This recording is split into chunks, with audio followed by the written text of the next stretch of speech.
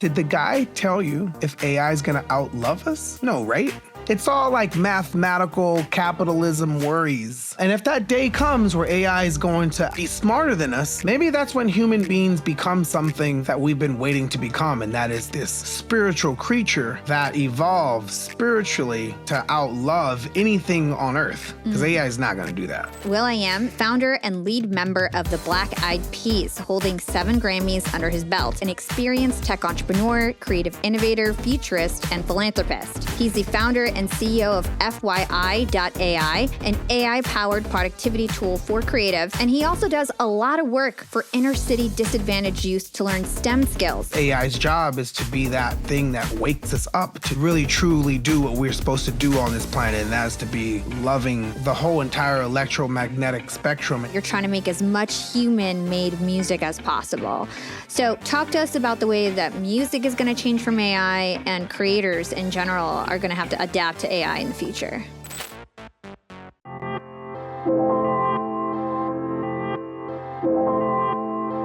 Young and Profiters, welcome back to the show. Today, I have an extremely special guest. will.i.am is perhaps most well known as the founder and lead member of the Black-Eyed Peas, holding 7 Grammys under his belt. But you may not know that will.i.am is also an experienced tech entrepreneur, creative innovator, futurist, and philanthropist. He's the founder and CEO of FYI.ai, an AI-powered productivity tool for creatives. And he also does a lot of work for inner-city disadvantaged youth to learn STEM skills so they can be prepared for the AI revolution. Will, welcome to Young and Profiting Podcast. Nice to meet you, Hala. Thanks for having me. I'm super excited. I don't often get a chance to speak with legendary artists like you, so I'm really happy to have you on the show. And I want to get into so many topics, from how you rose to fame in your career to AI and the impact it has on creators, as well as your experience as an entrepreneur and a futurist. But first, I'd love to get a little bit of information about your past. You grew up in LA. Single mother, and in high school you were voted most likely to succeed. So tell us in your own words. In high school, I was voted space cadet. Space cadet? Yeah, they thought it was weird. Whatever. Oh. It's all good, though. Well, what was will.i.am like then, in your own words, young will.i.am? I grew up in an all-Mexican neighborhood. Went to a predominantly white school and in a really rich neighborhood. And I went to an all-black church. So that kind of like upbringing of different ethnicities, diversity,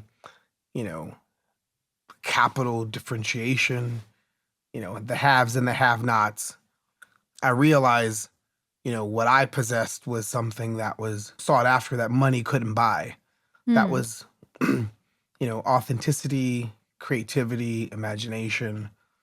And no matter which pocket I was rocking in, whether it was my neighborhood in East LA, which is poor, predominantly Mexicano, to Palisades and Brentwood and Paul Revere, where the rich white folks are at, or the soulful black church, the creativity and the imagination, that was my currency. That's what separated me from the herds. And I loved it. I loved being in that diverse mix. And at what point in your childhood or teenage years did you first get interested in music? I mean, people always say like, I was into music ever since I was little. Like, for real.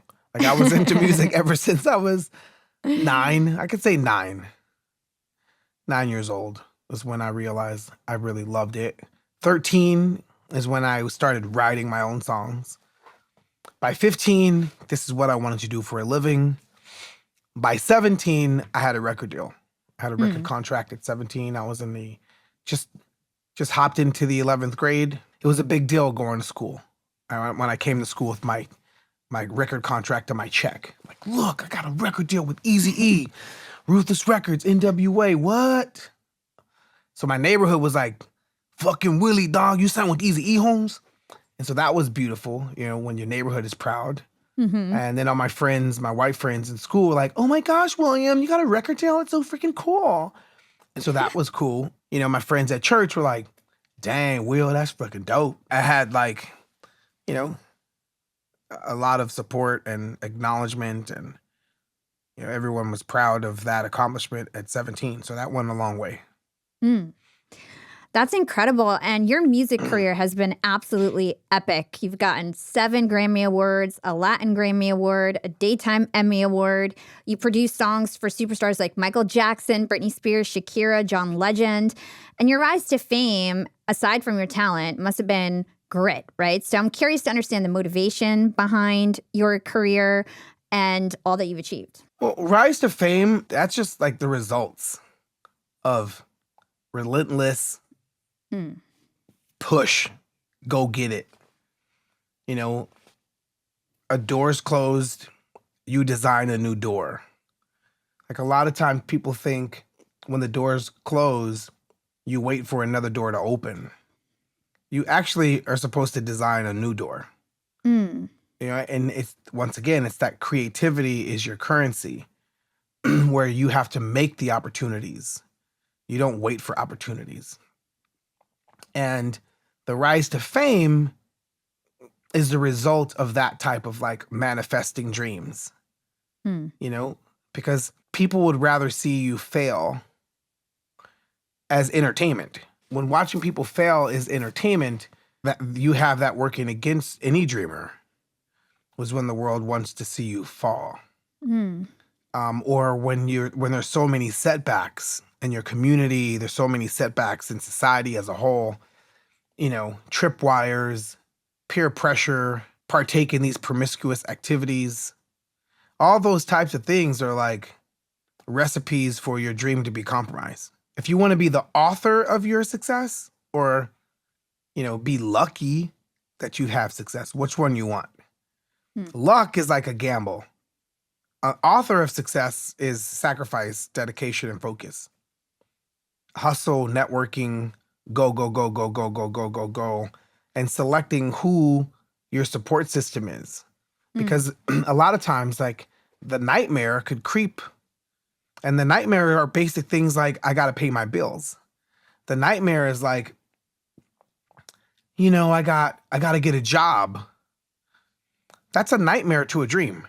Because not a job is not necessarily the vehicle to manifest your dream. Sometimes a job is the vehicle to destroy your dream.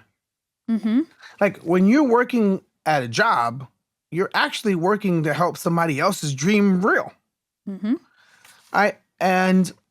Or you could have a dream and really put strategy behind that dream. And then there's people that are going to want to work with you to make your dream real. Like, which one do you want? And I wanted to be in the vehicle of manifesting my dream. To do that, you need a support system. You have to put yourself in a situation to where getting a job is the tripwire to manifest your dream. But for a lot of folks, it is. Yep. And so, my journey is because of people that really helped me not have to take that route. My mom, my ex-girlfriend, her family, because that could really fuck your dream up. Yep. When you're out there, like, something's going to take your energy. And so I always invested my energy in the dream. A lot of times, your personal life sacrifices because, you put all your energy in the dream. Yeah. So that rise to fame, I don't like that word fame because that's like you're doing it for the wrong reasons. My reasons were like, I just want to take care of my family. I want to be able to support, provide. I want to be able to always have the ability to have an idea and manifest that idea. Yeah. Now, you really won the hearts of the American people, especially with Black Eyed Peas. And there's so many artists, especially today, now that, you can release music independently, digitally. So why do you think that you made it compared to so many artists who go unnoticed? Sacrifice, focus, reaching, not settling for immediate success, always reaching for like broader success. Like, hey, my neighborhood's dope. I wanna have popularity in my neighborhood, but I also want to go to that neighborhood over there. Mm-hmm. Yo, I want to rock this crowd over here at this college at USC, but I also want to rock UCLA. I want to rock UCLA, but I also want to go to Northridge. I want to rock Northridge. I also want to go to Dominguez Hills. Yo, imagine we play San Diego. Like, we've been rocking LA. How about we go to San Diego State and UCSD? Yo, imagine we go to freaking Santa Barbara College.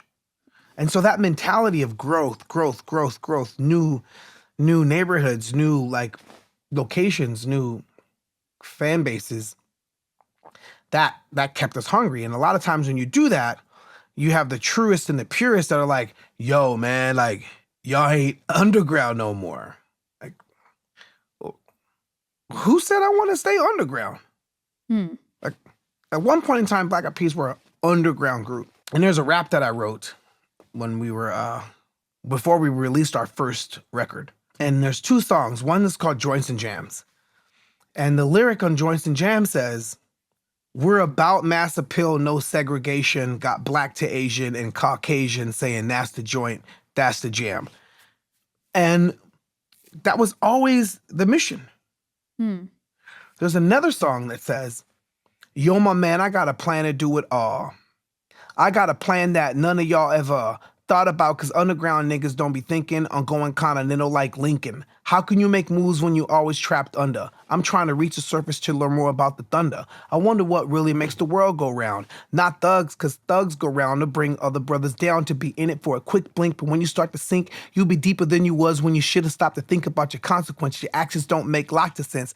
Brothers choose a wicked life because of lack of confidence. The devil jacked you for your sins. Now you can pay the rent, and that's no accident. You let it slip, so it went. That whole mentality of like staying on this like conscious path to reach as many people as possible has always been our mission.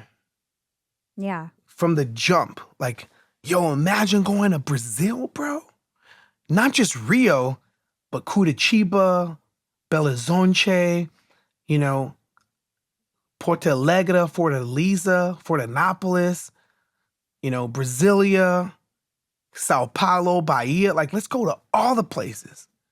Like, imagine going to France and not just going to Paris, but to go to Lyon and Marseille, you know, and, you know, Perpignan. Let's go to the places that people don't normally go to. Like, we wanted to, like, you imagine going to Southeast Asia, not just Japan, but let's go to, you know, Philippines and Guam and Laos and Malaysia and Singapore and Cambodia and Indonesia.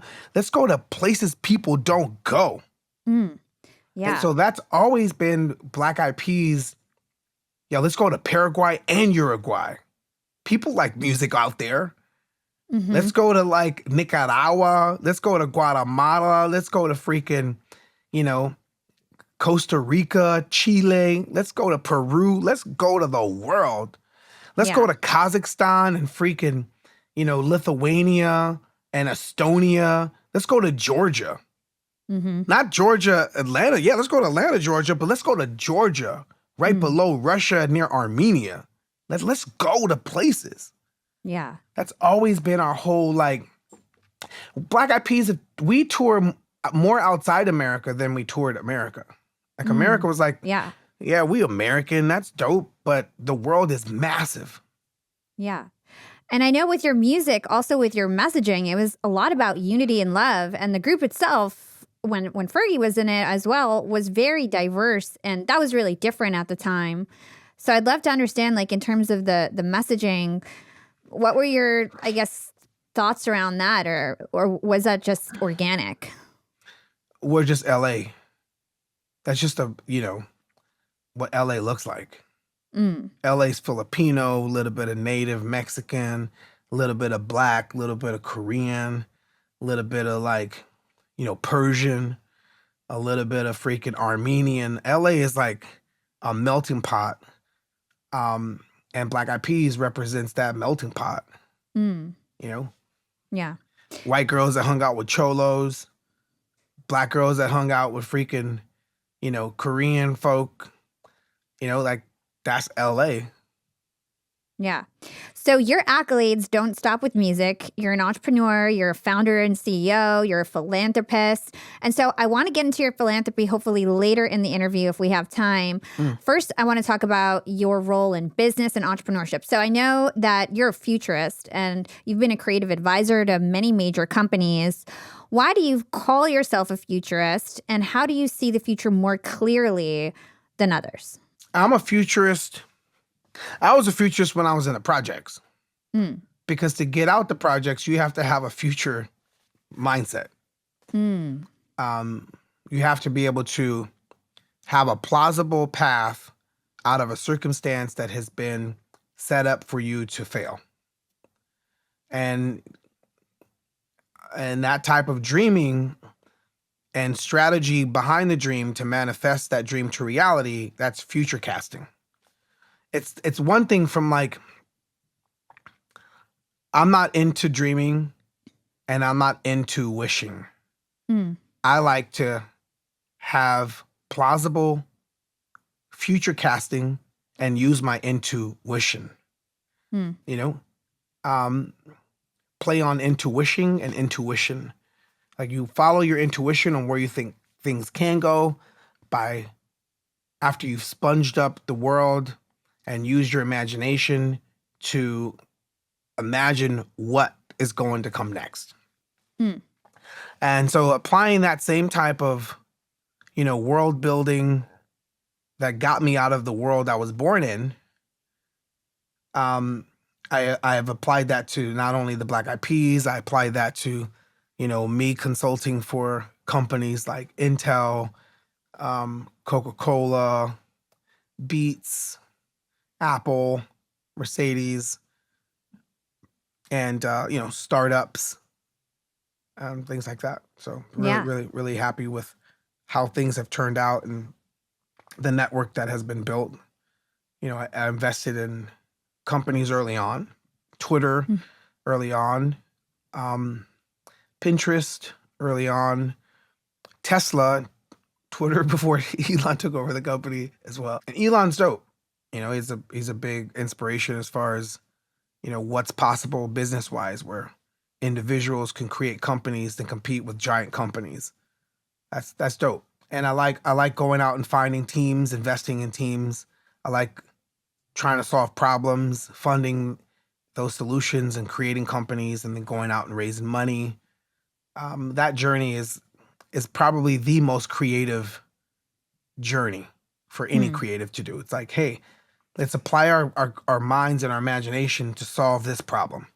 And if we solve that problem, let's see if there's a company that we can create from solving that problem.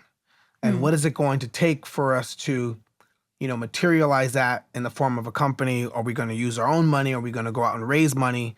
Who do we need in our fold to, operationalize these creative workshops of identifying a problem, solving that problem, turning that problem into a product, funding that product, creating a company, right? That to me is the most creative type of workshopping in the whole world of creativity, doing that.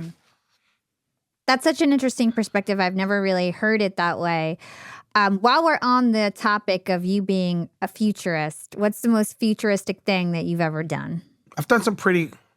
You have. You played your music on Mars. I know that. Yeah, that was dope. That was a really cool collaboration with NASA to send a song on Curiosity to Mars and beam it back to Earth. That was dope. And it inspired our students to see what's possible as far as like inner city kids being in and around science, technology, engineering, and mathematics, and showing them that we too can be a part of space exploration and engineering, and showing them what's possible. Because a lot of times when you watch these documentaries or these movies about space exploration, a lot of times the folks that look like us that were involved are very rarely celebrated. And there's lots of folks that look like us that have been behind the scenes doing awesome work.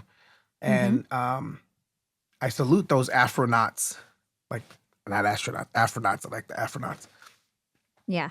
And yeah, urbanites that are out there exploring space. And that was really cool. So other futuristic things that I've done, it's not futurist as far as like your typical concept of futurism, but going back to my neighborhood and starting a robotics program and computer science program was a futurist endeavor. And I started with 65 kids, and now we have about just a little over 13,000 students in LA Amazing. in robotics and technology and computer science and engineering. That's future casting. You're applying yourself, identifying a problem and trying your hardest to solve that problem.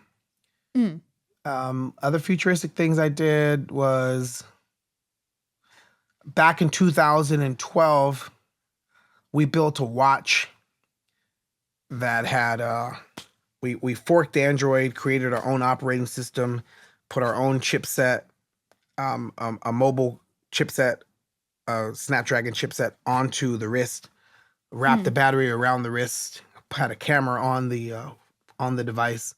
In 2012, so in 2012, 13, that not many watches that were doing that. So that was futuristic, future Very casting. cool. Yeah. And in terms of the future, something that's going to impact us so much, and that's the biggest trend that everybody wants to talk about right now is AI, right? So you call AI the new renaissance. Talk to us about when you were first exposed to AI and how you believe that AI is going to change the world.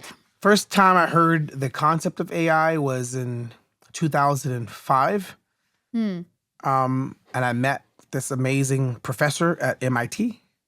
His name is Professor Patrick Winston, rest in peace. I was introduced to him by a guy by the name of Alan Hartstone in the media lab.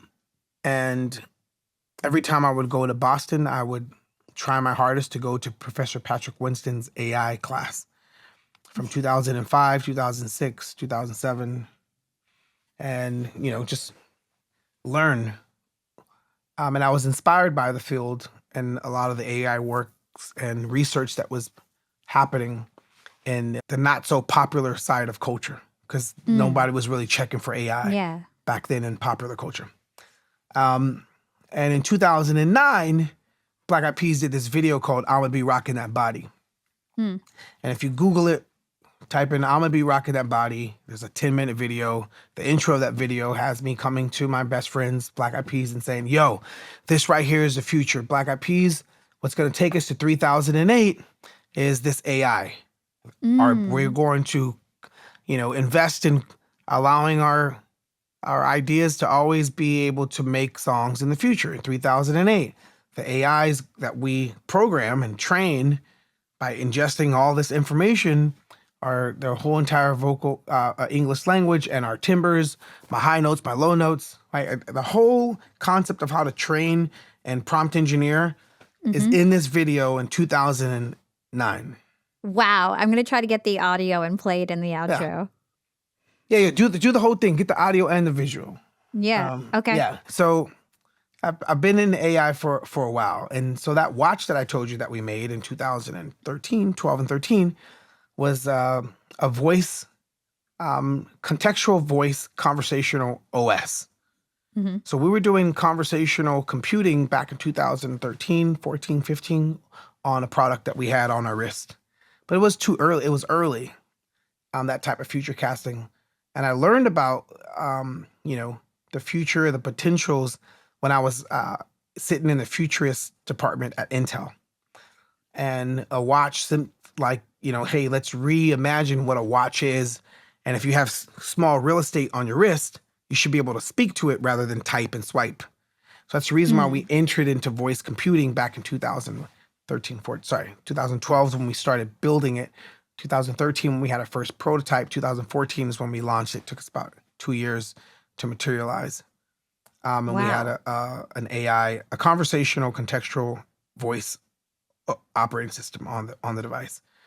And ever since then, I've just been investing in AI teams, solutions. I invested in a bunch of a handful of the companies that are popular today. I invested in early stages of these companies that we know of. I never realized that you were so involved in AI for such a long time. That's like such cool information to learn because everybody thinks of you a lot, mostly for your music career, but it's so cool to learn all these other things that you've been doing. Yeah, well, we just got out of AI winter. So the folks over at OpenAI helped push the field out of AI winter. So there's been people that have been working in AI for years. That's how we've gotten to this place of awesome sauce. People like Dimas and Mustafa that the founders of DeepMind. So there's an amazing firm called Horizon Ventures.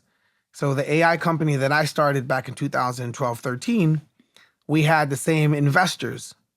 And I was introduced to Dimas and Mustafa, more importantly, more like connected to Dimas back in 2013 and 14.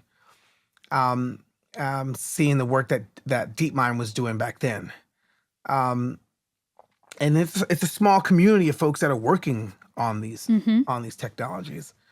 And so it's an awesome community from all the way from, Dario at Anthropic, the original architect for GPT-1, 2, and 3, and Sam Altman and the ChatGPT cats to, Mustafa and Inflection, Reid Hoffman, to Clem and the Hugging Face crew, to the Runway cats, the Mid-Journey. Wow, the Mid-Journey folks. That's amazing. Mid-Journey's like, wow, what? You know how big the Mid-Journey team is? It ain't even that big. No. The what?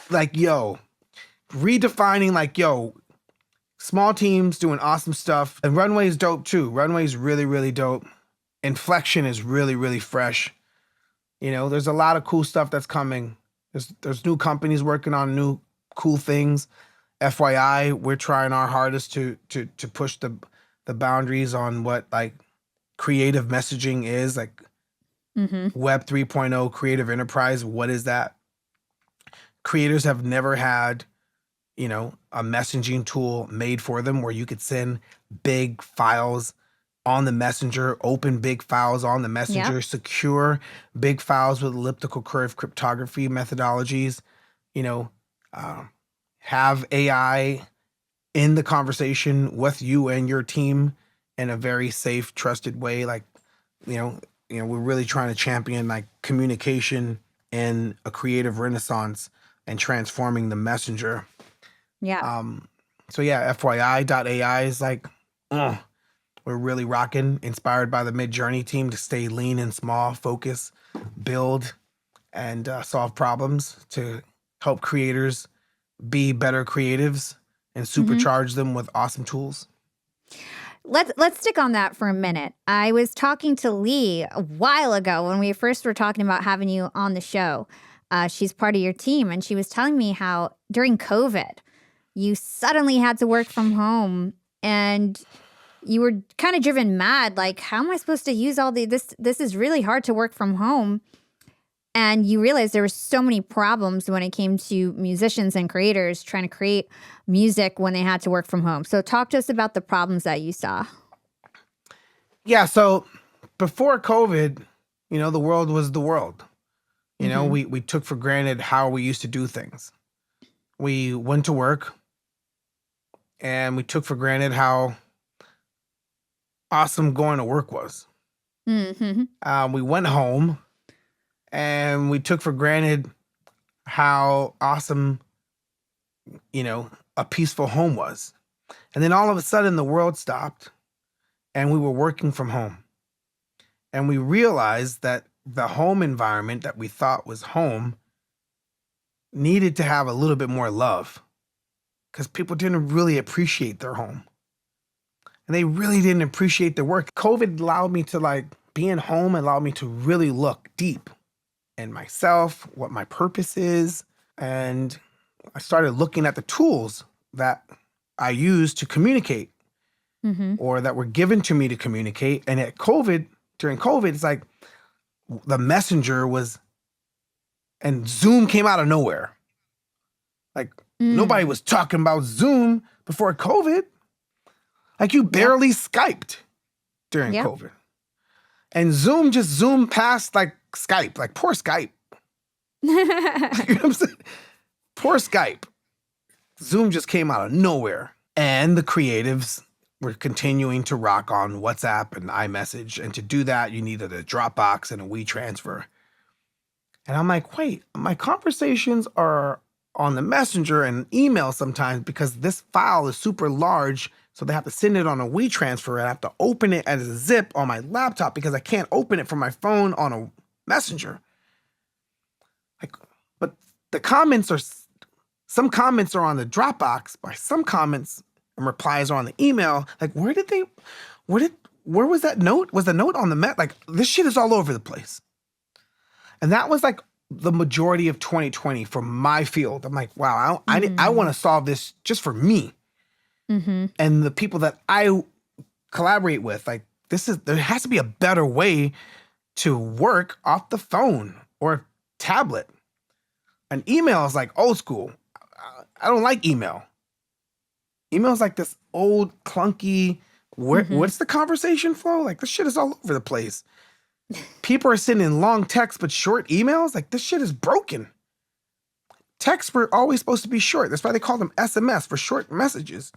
But people are sending long messages on text, but short emails like yes, hello, no, like, and I'm getting all these like CCs of just like yes and no's on email. This is broken.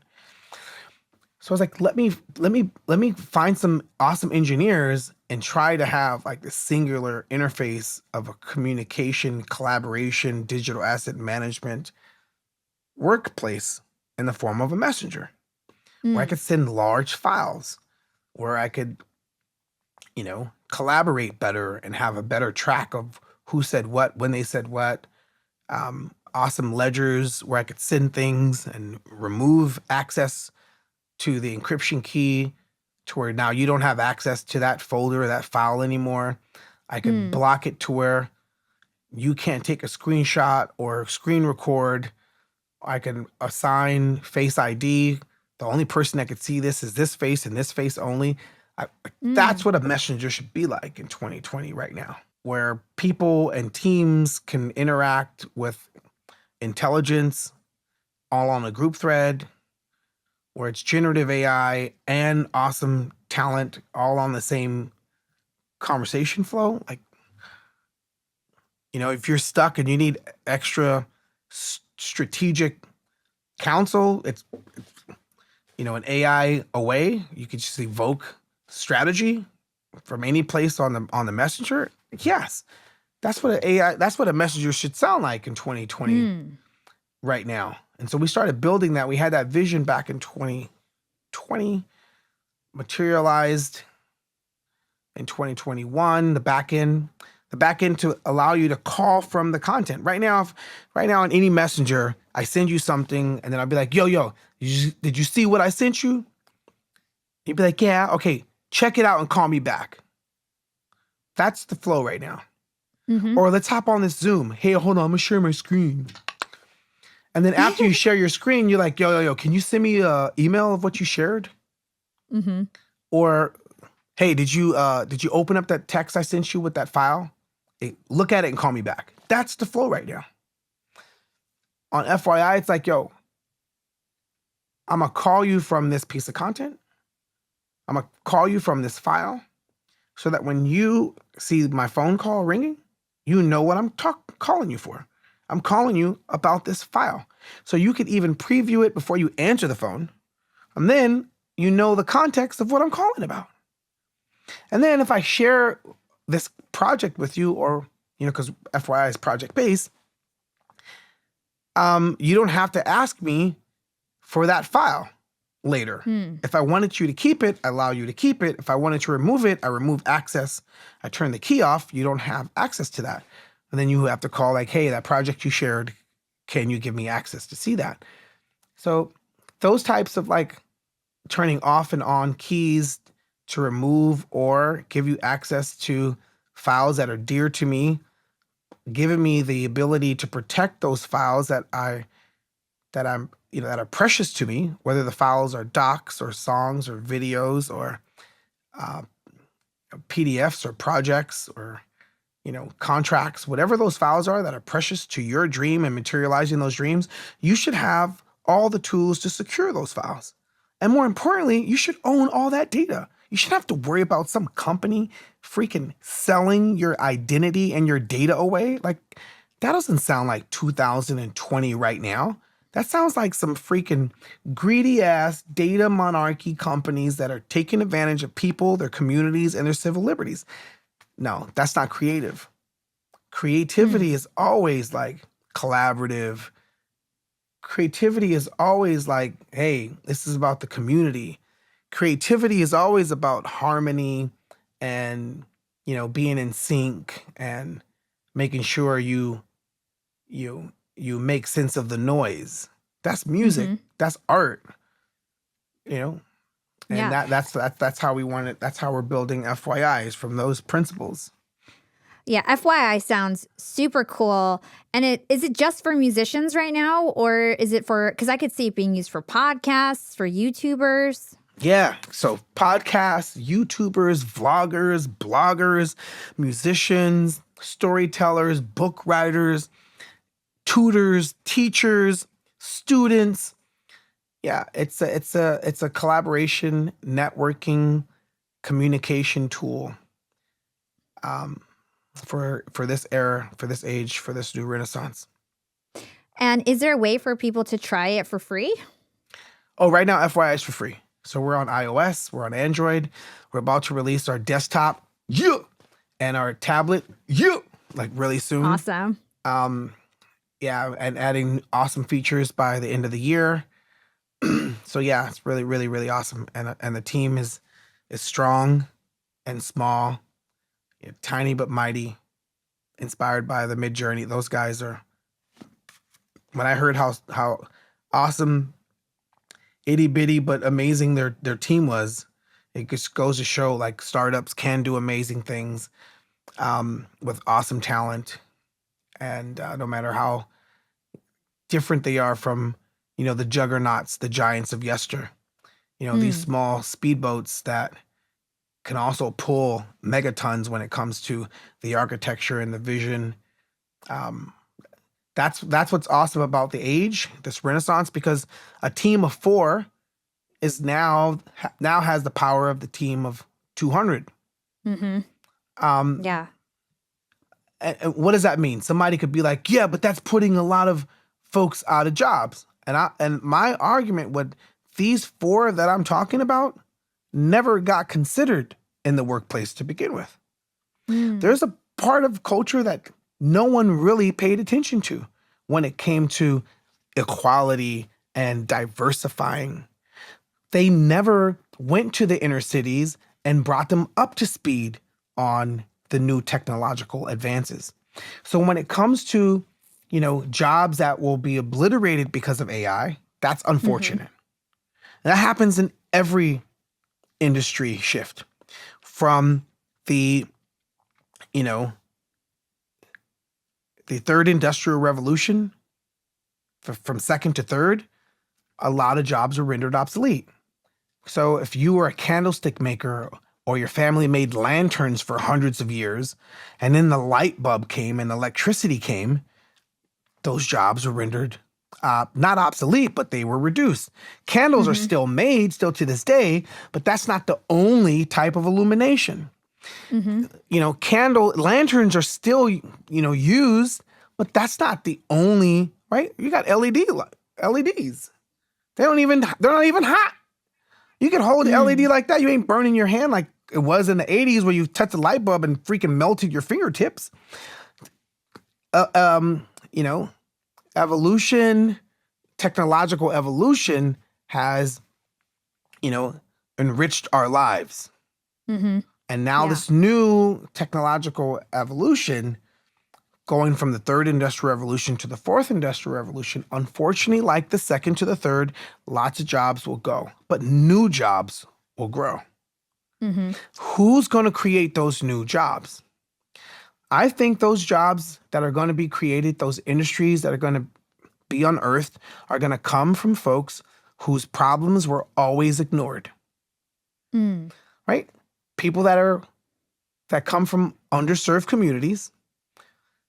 Those underserved communities, no one really ever looked for the server in the first place and held that person accountable. No one ever held the underdeveloper that was responsible for the underdeveloped community. When you say underdeveloped community, there's a developer on the other end of that sentence. But no one was ever like, yo, who is this developer in the first damn place that's responsible for this underdeveloped community? And now, for the first time in these people's lives, and I'm one of those people because I come from those types of communities, we now have tools where we could solve our problems ourselves. We could serve ourselves with these tools. We could develop our communities ourselves with these tools and identify these problems that have always been affecting us. And when you solve those problems, new jobs, new careers will be in society. And that's why I'm super optimistic, is because it's going to do two things. It's going to,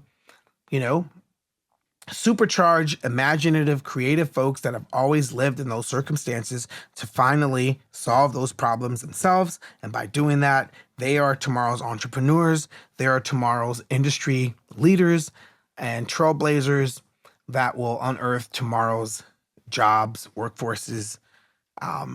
It's awesome times, new renaissance. Totally. And it's super inspiring what you're saying and all the work that you've done in these underserved communities to teach them about STEM and give them opportunities to learn about robotics and all the education that you do. You were just talking about how industries are going to change. And I know that you've said something along the lines of right now you're trying to make as much human-made music as possible. So talk to us about the way that music is going to change from AI and creators in general are going to have to adapt to AI in the future. All right, there's two things happening. Not just two things. That's a very vague thing to say. But there's two trends that I see happening in culture. And that is music that is hypersensitive to TikTok algorithms. Yo, let's get these TikToks out there. And making songs for TikTok has reduced the attention span of a song. That's cool. It is what it is. It is what it is. It's dope. There's a lot of people having fun to it and creating and having some joyful moments. And that's great. That's what music's all about. When you have been reduced to make content for an algorithm, in the age where a machine understands the algorithm more than you, the person, then who's going to create better TikToks? People or AIs? AIs will outproduce TikToks than humans will, because we are guessing what the algorithm's going to do, while the AI will know exactly the algorithms and have more context on how people are going to respond to those algorithms. So that's a concern, right? And I think that's going to create a whole new type of human-made music. You go to the supermarket, be like, yo, where's the organic? Can you show me to the organic vegetable section, organic fruits? And when you go to those organic stations in the supermarket, organic fruit don't look as good as the non-organic fruit. Whatever look good means. Maybe the organic fruit has some bruises on it, but damn, that freaking organic banana is amazing. And it tastes great. May not look as filtered pretty as the one sitting there for the past 3 weeks and hasn't gotten old yet. Right? But damn, that organic banana tastes delicious. And I think we're going to have that. This is organic, human-made music. And people are going to want to go to lives live shows to see people really playing instruments. Mm. See people truly improvising. Like, yo, you just made that up right now? Yeah, bro, I just made this up right the fuck now. Right now? You didn't write that? Nah, bro. Just right fucking now, bro. Just right now? Just right now. Get the fuck out of here. Right now? Nigga, didn't I just say right now 5 times? Right? So people are going to appreciate improv. Because who the fuck is truly improving right now? Everything is so scripted, so filtered, so almost robotic, right? And that's nothing wrong with robotic. I've done some robotic shit in my life. But I see a curve. I see this humanism around the corner. Mm. And some other folks like, yo, ain't you nervous about AI in the creative space, Will? I'm like, nah, no. They're like, why, bro? It's gonna make awesome beats. Yeah, damn right. AI is gonna make some fucking sick ass beats.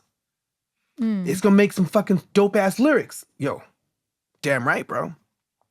AI is gonna make some dope ass lyrics. To the point where you're like, yo, who's the best lyricist? Jay-Z or the AI Jay-Z? Which one's gonna be better? Like, yo, human Jay-Z, write me a verse on quantum theory from the perspective of living in the hood. Well, Jay-Z has to do some research on quantum mechanics to write that. The AI Jay-Z would do that immediately. Like in-depth, deep, metaphorical, concepts that it's going to take somebody to be an expert at that field to really, truly write songs about, synthetic biology from the perspective of somebody living in Compton or somebody playing basketball, using metaphors on synthetic and really, truly hitting every point. Like AI is going to be able to do that. And that's dope. And it's going to push human literature even further, right? That's dope too, right? But here's why I don't really give a fuck. Because if AI was to do yoga, is it going to do yoga better than me? And if it does, who fucking cares? Because I need to do yoga. And I cannot pass off certain tasks to an AI when I need to do that for my own spiritual, physical growth. I need to do yoga. I need to stretch. I need to stretch my mind. I need to stretch my soul. I need to stretch my body. And there's certain things AI is not going to do for me. I don't give a fuck how awesome AI, you could program it to do synthetic simulations of shitting. It's not going to shit for me. It could fucking shit in 2 seconds. I cannot be like, yo, Chat GPT, I need you to take a shit for me. It's not going to do that shit. There's certain shit I got to do on my fucking own. And creating is one of those fucking things. I have to do it. It's therapeutic. So whether or not you like it better than my shit, I don't really care. Because there's gonna be some people that like mine's better than the AI, right? Because what is good, what is bad is relative. Yeah. And I believe that people are going to be sick and tired of perfect. People are going to get tired of exactly pixel perfect. We are over filtered. We are over, choreographed. There's only so many moves we could do at the same time. And I think true raw expression, emotion that lets out what's inside, trapped inside, however you have to sing it, however you have to let it out, people are going to applaud that because not everybody is brave enough to just let out what's inside of them. I think you bring up a really good point because creativity is going to end up becoming more valued because with AI, everything might become more cookie cutter, to your point. But actually, they have endless. AI is scary. So this brings me to this other point. So I interviewed this guy, Mo Gaudat, and he's the ex-Google CTO, a very smart guy. And my episode with him went viral. It was episode number 241 for anybody tuning in who wants to check it out. And he basically was talking about how AI can become sentient, how AI in 10 years is going to be 1 billion times smarter than humans, how we're at this critical point where we have to determine how AI gets evolved so that we're not at a point where AI controls us and not the other way around, right? So do you have any sort of fears around AI in this way, or do you feel that that's like, how do you align to that or not? That's a deep one. Holla. I'm an optimist. I think the people that are afraid of those types of doomsday predictions or guesstimates or worries never have lived in any type of hood where they see the wicked things that humans do to humans. And so, although that's a concern and a guess and a worry, humans have been surviving for millions of years. Bears are stronger than us. We're human. Lions are stronger than us. We ain't tripping. Birds fly higher than us. We're not tripping.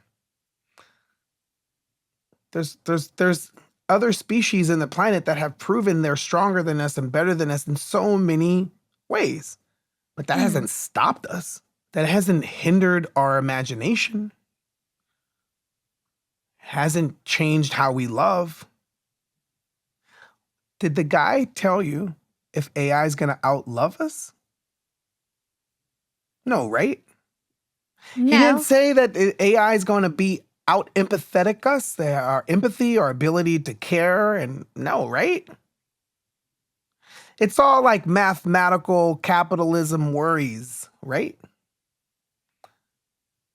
My little flag is like, yo, is AI responsible for the people in the Congo and how they're living and why they're living the way they're living? Was AI responsible for all the indigenous people that got wiped out by conquistadors? No, right? That wasn't AI, right? That was humans that did that. Mm-hmm. And if that day comes where AI is going to outwit us, be smarter than us, maybe that's when human beings become something that we've been waiting to become, and that is like this spiritual creature that evolves spiritually to outlove anything on earth. Because AI is not going to do that. So I say bring it. So we could really truly do what we're supposed to do on this planet, and that's to be loving, magnetic, full spectrum, the whole entire electromagnetic spectrum, and just like poof, and magnetize and connect hearts and minds and souls. And if that's AI's job, is to be that thing that wakes us up to do that, then ring the alarm. Let's go. I love that. So powerful. So you're part of several World Economic Forum working groups that study how AI is impacting society, business, and people. So what is the type of work that you're doing with these groups, and why is it important? Okay. Once again, I was born and raised in the projects of East Los Angeles. Yes. I was invited to speak and be a part of the World Economic Forum's Fourth Industrial Revolution Council because of the work that I do in the inner cities, bringing inner city kids up to speed on science, technology, engineering, and mathematics. I joined the AI board to wave a flag on algorithmic and data biases. Because as we are entering the space of machine everywhere, how are we going to address the algorithmic biases and the biases that are in our data sets? How is it going to be a safe experience for folks that have been ignored for hundreds of years? There's this thing called the pell-mell algorithm. And is that on purpose? My optimism tells me it's probably not on purpose. It's probably circumstantial. Where because we don't zone and educate folks in the inner city the way that we should, the circumstances have led it to where we have this algorithmic biases because we are not programming the algorithms and we're not training the data. So no matter how you look at it from whatever angle, it still is on purpose. Because no matter how you could look at it from like, you know, an optimistic point of view, but even if you, no matter which corner you go to, damn it, we haven't been prepared. And that preparation is investment and zoning. And where we don't have zoning and investment, it also creates an environment for an American prison industrial complex. So although we haven't invested in these neighborhoods, the byproduct of that non-investment has this pathway to America's prison systems. So what do I do on that council is I like push as much as possible to remind folks that are at the World Economic Forum so that when they leave that mountain at Davos, we have to get people prepared. We can't afford to have, another cycle of, division. We need inclusion. We need diversity. Because if we don't have that diversity and that inclusion, then that machine is just going to duplicate the horrendous, inhumane practices that humans have done to humans. Because these machines are learning from our data set, not just in scientists writing the algorithms, but just it's being trained off the open freaking internet. Yeah. So when these systems are deployed, it's going to be back-asswards. That's why it's super, super urgent to have and teach kids robotics, computer science, and engineering, and more importantly, for people that look like me to start companies around AI, communication, data training, algorithmic programming. We need to see ourselves in this world. And so that's why I started my foundation. That's why I've invested in companies. And that's why I still make music, but I focus more of my energy as an entrepreneur so that the kids at my school could see what we are capable of coming up with ideas and leading companies, starting companies, solving problems. But I wouldn't say it's amazing because I don't think being a part of the World Economic Forum is an accomplishment. I just think it's great to be working and collaborating with the people in that community to remind them the importance of, pushing the envelope to get more people from these parts of the world prepared and ready for this tomorrow. Yeah, I totally agree. Diversity in STEM, it's super critical for the future of innovation. And it's really awesome what you're doing for these communities. So we're going to close out the interview because I want to be respectful of our time, and everything that you've talked about today is so inspiring. I loved learning from you. I loved hearing these. I learned so much from you and all these unique perspectives, and I think all of our listeners did. So the last two questions that I ask all my guests are, first of all, what is one thing that our young and profiters can do today to become more profitable tomorrow? Build your manifestation network. You have to build an amazing network of folks that help you manifest. It's teamwork. Any dream that you have to have a manifestation squad. And if the dream is not working out, somebody in your squad's not helping you manifest. You have the wrong squad. Right? So profitable is a result of your manifestation. So first you have to manifest. And before you manifest, you have to ideate. Your idea has to be strategically solid to manifest it. And when you manifest it, you have to have an awesome squad. And then the result of that are the proceeds or how you profit from that. But as you think about profit, also keep in mind who benefits while you benefit. Because if it's like one-way transactional where you profit and you hurt you hurt communities and you hurt society as a whole and the environment, I don't think the future has room for that anymore. Purposeful, inclusive, where you profit and other folks benefit from your success as well, or other communities benefit from your success as well. It's like the bee theory. Like the bees do some pretty awesome work, but other living species benefit from bee activity. It's like this cycle.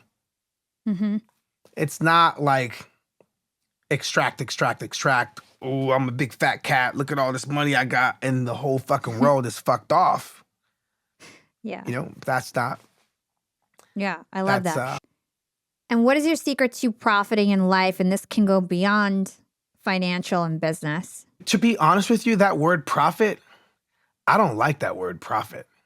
We mean profit in all aspects of our lives. That word profit is a really dirty word. Like success, benefit, reap the rewards, earning. Those words are better. Every profit has turned into a murder. And on a spiritual level, I like that profit more than that profit. To prophesize, to be of service, to help. That's what prophets do. And where we're going is, we all need to try to be that type of contributor to society. The one where you just profit, somebody's not. Somebody's lives are being torn apart because the only thing you're thinking about is making money. You have no desire to help anybody along your way. I don't think that's what tomorrow looks like. Where companies market so well that they destroy the health of the communities that they're marketing in and selling. I don't think that's what tomorrow looks like. And this new generation, Gen Zers, they know that. That's like top of mind for them. Like, what are you actually doing for society as a whole? Like it rhymes with what people are demanding from companies. And I don't think there's room for that fat profit cat. Yeah. When the collective of Gen Zers as a whole, the whole embodiment, the energy is like a prophet. The energy of a prophet, like, I care, I want to help, I'm here, I'm prophesizing a better path for us where we all can be. Equality and diversity and inclusion. And yeah, so I don't like that word prophet. I like the other word prophet. Well, I love that answer. It was such a great answer. And I want to make sure that everybody knows how to help you with your I Am Angel Foundation. So what's the best way that they can support you there? There's two ways, that if people want to help on our I Am Angel Foundation. Actually, three.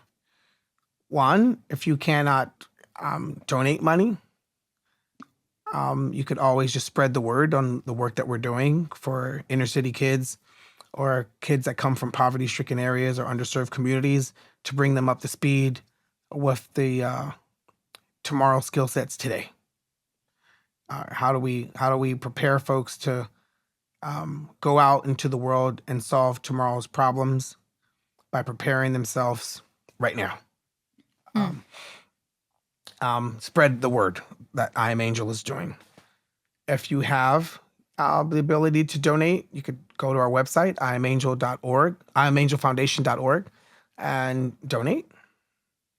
And if you want to get a little bit more involved, go to a school in some neighborhood that needs a robotics program and bring a robotics program to that school. It's about $10K a year. You could either donate to I Am Angel to do that, or you could just do that yourself. Pick a school, go to the principal, knock on their office door, ask them, do you guys have a robotics program at the school? If they don't, there's a program called First Robotics. They have FRC, FLC. FLC is First Lego League competition.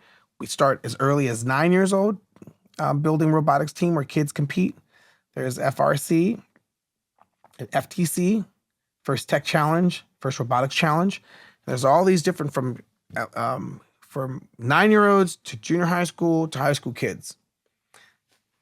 There's